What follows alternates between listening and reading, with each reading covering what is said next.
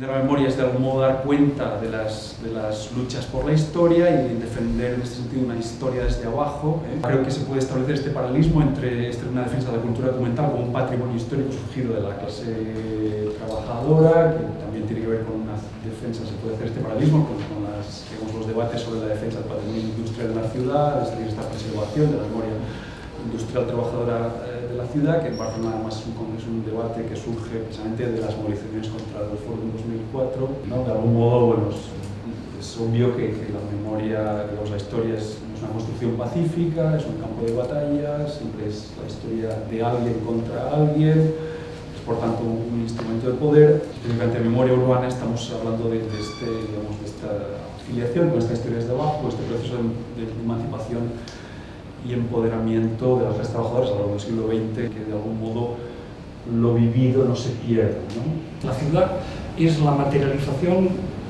viva de la sociedad.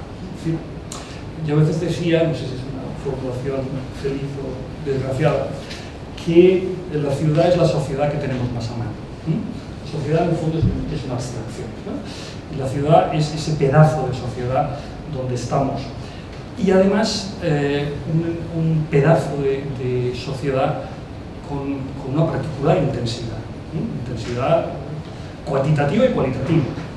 Cuantitativa porque desde hace unos pocos años más de la mitad de la humanidad ya vive en grandes ciudades. Y por tanto se puede decir que lo más importante que pasa en el mundo pasa en las ciudades. También es un espacio privilegiado para la reflexión histórica, porque en pocos lugares vemos, si se me permite la formulación, tan en acción la historia como en la ciudad.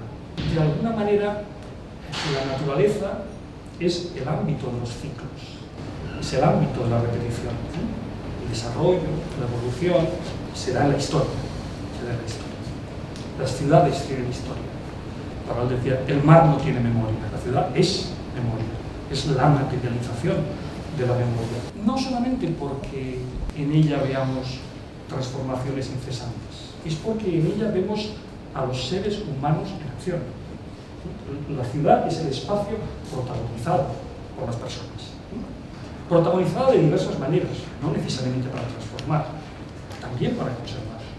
La historia es un transmitirse el conocimiento, la experiencia de generación en generación. Y si la obra producida por los hombres se conserva es porque hacen eso, transmitirse el conocimiento, lo realizado de generación en generación. Por tanto, la ciudad es historia porque se conserva y porque se transforma. Luego viene el libro, y es cómo se conserva, cómo se transforma, cómo se recuerda. Hilary Padon decía que no nos podemos colocar en el punto de vista de Dios. Entonces, evocando, recordando, tampoco nos podemos colocar en el punto de vista de Dios. Nosotros podemos recordar el pasado, pero lo recordamos desde el presente. Uno cuando recuerda, apuesta por recordar determinadas cosas, apuesta porque sigan vivas y visibles determinadas realidades, o cree que vale más la pena que se recuerden unas cosas a que se recuerden otras. Y se puede justificar. Uno puede decir, yo quiero hacer una historia de los vencidos. Formamos parte de aquello que recordamos, en algún sentido, ¿no? Porque lo recordado, porque la onda expansiva del pasado llega hasta el presente. Cuando uno evoca, supongamos, las luchas de los que uno considera los suyos, pues lo que hicieron los suyos de alguna manera le afecta, le beneficia y le puede contaminar. Los nuestros, sean los que sean para cada cual, cometieron errores en el pasado. Y si no aceptamos esto, estaríamos haciendo una, nunca mejor dicho, mala memoria. Una mala memoria. No estaríamos haciendo una memoria genuina, veraz, sino que estamos haciendo esa memoria atravesada de impostura que tanto hemos criticado a los poderosos, por cierto. En el siglo XIX, digamos, esta oposición, esta contribución a la memoria oficial de la fotografía y la aparición, a lo mejor, de algo que podemos llamar no tanto olvido como una contramemoria, una imagen contra imagen, está, por ejemplo, en cómo las campañas de documentación en París, las grandes operaciones de reforma de Haussmann, en los años 60, las fotografías de Marville, que documentan toda esa destrucción del centro histórico y la aparición del nuevo París de las grandes avenidas, Y frente a esas imágenes, digamos, oficiales del nuevo París moderno, las imágenes de la Comuna de París de 1861 como constituyentes de todo lo que es en los siglos XX, sobre todo, será la iconografía revolucionaria, ¿no? Esa oposición que se establece ahí en París, estos dos grandes iconos, me parecía que también podíamos encontrarla precisamente en Barcelona, en esas piedras que más se llama trágica. No solamente memoria del olvido, pero también memoria contra memoria, ¿no? A través de ese tipo de imágenes, ¿no?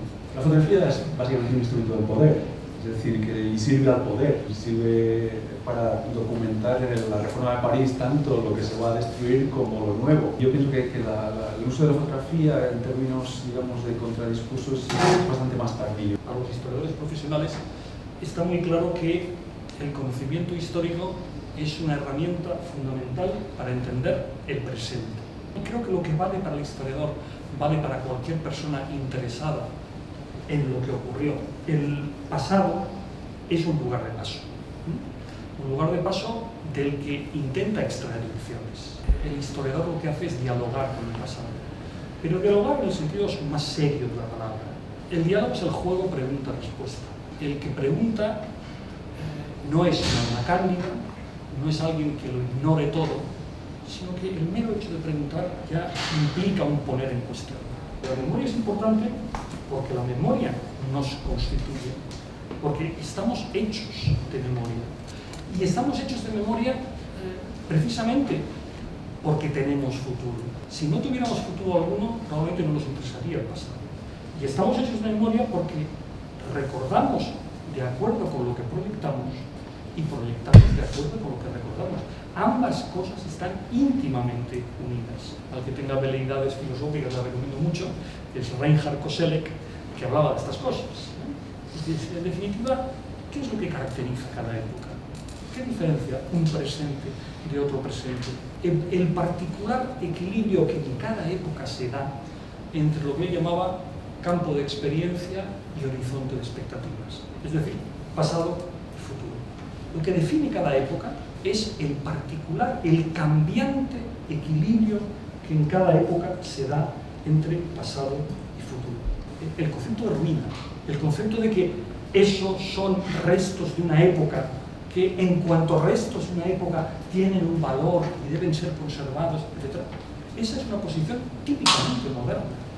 De la misma forma que la nostalgia, el ejercicio de nostalgia es algo moderno. Si a las piedras les atribuimos valor, es porque probablemente creemos que allí nos hemos dejado algo importante.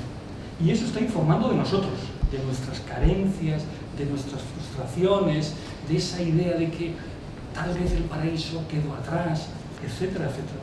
Y yo creo que eso es lo que importa de la mirada histórica. La piedra, la memoria de la ciudad, evidentemente es como hablar de la cuestión del monumento. La cuestión del monumento plantea un debate respecto a la cuestión de la conservación, la restauración, la legibilidad histórica, la densidad histórica del monumento. ¿Es necesario preservar una materialidad histórica de las antiguas piedras o antiguos hierros en la ciudad? O al menos, digamos que eso es un debate que hay que abrir, y que en esta ciudad ha habido un exceso, a lo mejor, de renovación en detrimento precisamente de imaginar formas de preservar esos espacios, ¿no? ¿Cómo introducir una monumentalidad crítica que haga legible, que haga transparente, que haga visible precisamente esas relaciones de poder implícitas en la monumentalidad de la ciudad, ¿no? Aquello que decía Benjamin, todo monumento de cultura es un monumento de barbarie. Bueno, detrás de cualquier monumento hay sufrimiento, punto de vista de clase, pero puede haber algo en ese monumento más allá de su diseño originario, al servicio de quien estaba, digamos, la sociedad injusta que lo hizo posible, podría ser recuperado por todos. Eso es un debate importante. Porque la monumentalización probablemente tiene dos signos, ¿no? O sea, hay una monumentalización que nos encontramos, que recibimos, que heredamos, por así decirlo, y luego está la monumentalización que nosotros producimos. La monumentalización son marcas de memoria, y que es particularmente necesaria en la ciudad, precisamente, porque la ciudad es transformación. incesante. Y a lo mejor necesitamos diques de contención de memoria para que no todo cambie. Pero el problema que planteaba Jorge es un problema, digamos, inevitable, ¿no? Cuando nosotros decimos que queremos conservar, ¿qué queremos decir exactamente? Que queremos, lo que tú comentabas, que queremos que haya objetos por los que no pase el tiempo, que estén exactamente igual como fueron pensados o como fueron diseñados, ¿eh? Espacios a salvo del pasado, ¿no? Pero claro, curiosamente, a lo mejor me hago de paradójico esta actitud, porque es algo así como querer respetar la historia violentando la historia. Porque claro, por todo pasa el tiempo y por todo pasa la historia. O de la misma forma que decimos que apreciamos cómo el tiempo ha cambiado las cosas. Bueno, ¿no podría ser también un valor? Esta catedral está ahí y la catedral ha envejecido. Yo creo que hay otro elemento importante del monumento y que el 88 es un buen ejemplo también de un cierto modelo, yo llamaría exitoso, que es la cuestión del monumento y espacio público. Por ejemplo, Colón, por las razones que sean, no deja, y las imágenes de algún modo lo muestran. Creo que por ejemplo, en los 80 esta política interesante, es decir, de monumentalizar la periferia, pienso que también representaba esa una especie de reconquista ciudadana de la ciudad después de la dictadura. La memoria nunca es un fin en sí mismo. La memoria siempre es memoria para algo. Y creo que una de las mayores trampas del discurso de la memoria consiste en convertir a la memoria en un fin en sí mismo, como si recordar fuera bueno per se. Y nunca se recuerda por hacer una cosa buena, sino que se recuerda con algún objetivo. Entonces, en ese sentido, la memoria es inequívocamente política. Y la memoria no se puede colocar en el lugar de la política.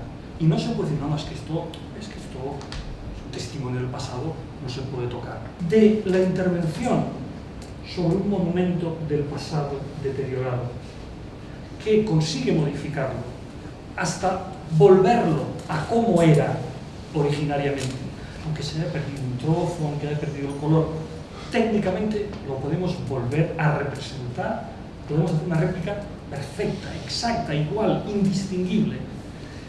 De eso a hacer réplicas ya directamente, en el fondo la diferencia no estamos a punto de que sea solo de grado. ¿Cuál es la diferencia? ¿Cuál es la diferencia? El que nosotros sabemos íntimamente que ese es el auténtico. ¿Es eso? ¿O por dónde pasa? Y yo creo que esto está funcionando, que de alguna forma esto ha introducido una especie de elemento de una cierta indiferencia hacia el auténtico pasado. A lo mejor me equivoco, pero yo tengo la sensación de que hubo mucho más escándalo cuando hace 10 años los talibanes dinamitaron aquellos budas que cuando el Estado Islámico ha hecho saltar por los aires no sé qué templo en Palmira.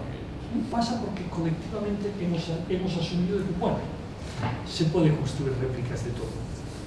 Y a lo mejor eso nos provoca una especie de difuso confort. Un caso flagrante de reconstrucción del pasado es el barrio gótico, es decir, que es falso, es moderno, es decir, es digamos, una consecuencia de la apertura gitana que se construye con fragmentos de edificios que se derriban. La cuestión es un fraude, no es un fraude, bueno, es decir, es un fraude en términos de la ciudad histórica. La cuestión quizá no es tanto si es un fraude, sino qué significa o a qué responde, cómo hay ahí, si es una operación de construir una historia, que es una operación de intervención ideológica. Es un fraude, pero responde a una lógica política del poder que va a devenir hegemónico en el siglo XX y esa es una operación que responde a eso, es una operación ideológica. Podríamos decir que la historia siempre es un fraude, es decir, que lo que nos importa no es tanto que sea un fraude, sino quién nos defrauda y por qué nos defrauda y qué otro fraude, ¿no? Digamos, quién gana y quién pierde con ese fraude. La historia, evidentemente, siempre asume una determinada tabla de valores y la reconsideración de la historia es un ejercicio de intentar proyectar otros valores sobre el pasado. Puedes cambiar el término valores por poder, es decir, cambia un poder, cambia la monumentalización. Yo creo que efectivamente el actual, digamos, debate sobre los movimientos efectivamente tienen que ver con el cambio del poder en la ciudad. Y yo creo que lo que prueba es que muchas veces en este asunto de la memoria y de la historia hay demasiada tendencia por parte de prácticamente todos a jugar con las cartas marcadas y a no llevar las consecuencias de las afirmaciones hasta el final, porque si no te lleva a estos lugares que ya empiezan a ser un poco delicados, un poco incómodos.